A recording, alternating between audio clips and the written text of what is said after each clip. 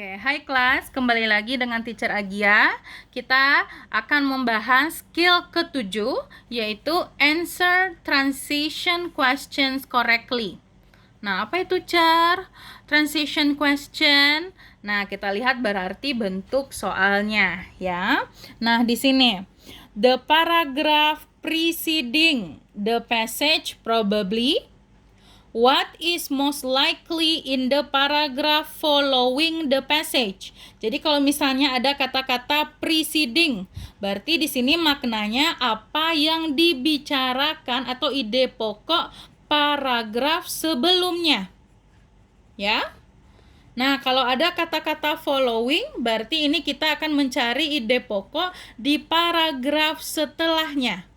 Ya, nah kita lihat di sini gimana cara jawabnya bar teacher. Nah kita lihat nomor 1 itu read the first line for a preceding question. Jadi kalau misalnya ada kata-kata preceding, berarti mencari ide pokok. Gimana cara cari ide pokoknya? Baca baris pertama, ya. Baca baris pertama di paragraf pertama. Ya, itu dia. Kalau yang kedua, itu kalau misalnya kalimatnya following, pertanyaannya following, berarti bacanya baris terakhir, paragraf terakhir. Ya, last paragraph. Ya, jadi kalau preceding, itu baca baris pertama, paragraf pertama. Kalau dia following question, berarti baca baris terakhir, paragraf terakhir.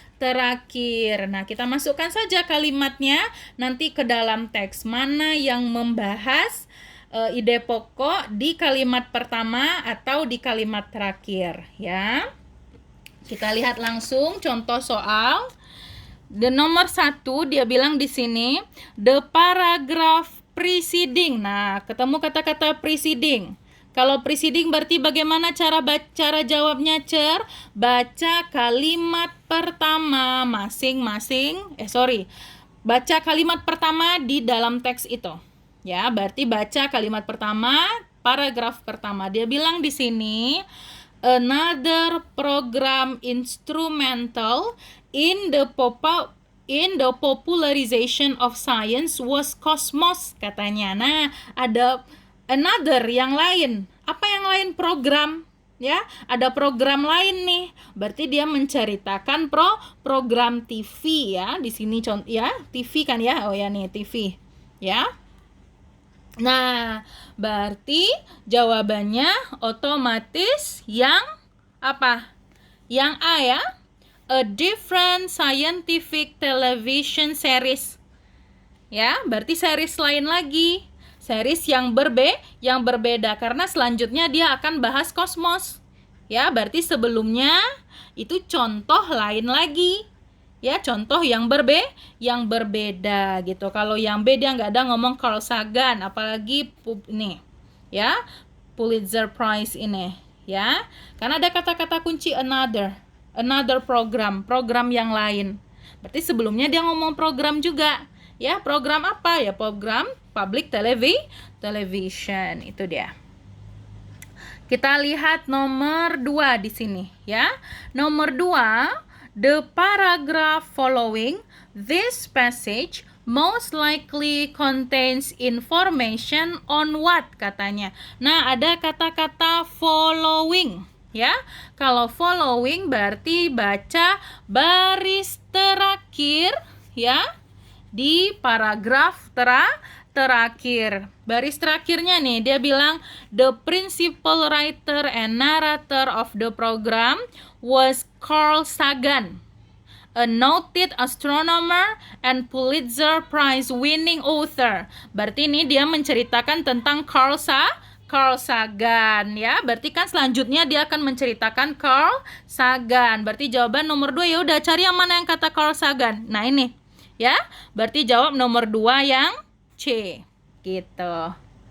Ya. Nah, berarti ingat kembali kalau misalnya yang ditanya preceding, baca kalimat atau baris pertama di teks tersebut. Ya, kalau yang ditanya following, berarti baca kalimat atau baris terakhir dalam teks tersebut. Ya, itu dia. Coba kita lihat di contoh nomor 3 ini, ya. The paragraph preceding. Nah, preceding berarti sebelumnya. Kalau sebelumnya berarti baca kalimat pertama di dalam teks tersebut. Ya, ini dia.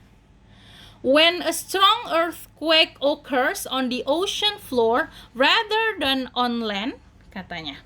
Ya, berarti ketika gempa bumi kuat terjadi di dasar samudra, dasar laut katanya, daripada di daratan. Nah, di sini kata kuncinya. Berarti sebelumnya dia menceritakan gempa bumi yang berdasarkan daratan gitu. Berarti nomor 3 ini langsung udah ada jawabannya. Yang C, ya, land-based earthquake. Berarti dia menceritakan gempa bumi yang ada di darat. Karena sekarang ini dia akan menceritakan gempa bumi berdasarkan atau terjadi di dasar laut. Gitu. Makanya di sini ada tsunami. Tsunami kan gempa bumi yang terjadi di dasar laut ya, di dasar samudra ya. Itu dia. Berarti sebelumnya dia menceritakan gempa bumi yang terjadi di daratan. Oke, kita lanjut nomor 4 ya. Contoh terakhir. Di sini dia bilang, which of the following is most likely the topic of the paragraph following the passage? Berarti following ya. Berarti ini mencari ide pokok setelahnya. Kalau mencari following berarti baca baris terakhir. Ya, baca baris terakhir dalam teks tersebut. Dia bilang di sini, can cause tremendous flooding and damage to coastal areas. Ya, bisa menyebabkan. Oh, dia ngomong penyebab ini. Ya, dan dapat merusak. Nah, itu dia. Ya, itu kata kuncinya ya. Ya, akibat dari ini, ya, akibat dari tsunami. Ya, berarti di sini jawabannya yang mana? Ya, dapat menyebabkan banjir yang sangat luar biasa dan kerusakan di area pantai. Nah, itu dia. Ya, berarti jawabannya nomor 4 ini yang B. Ya, efek-efek kalau terjadi tsunami di daerah pantai. Itu dia. Karena ini coastal areas, ya, kerusakan di area pantai.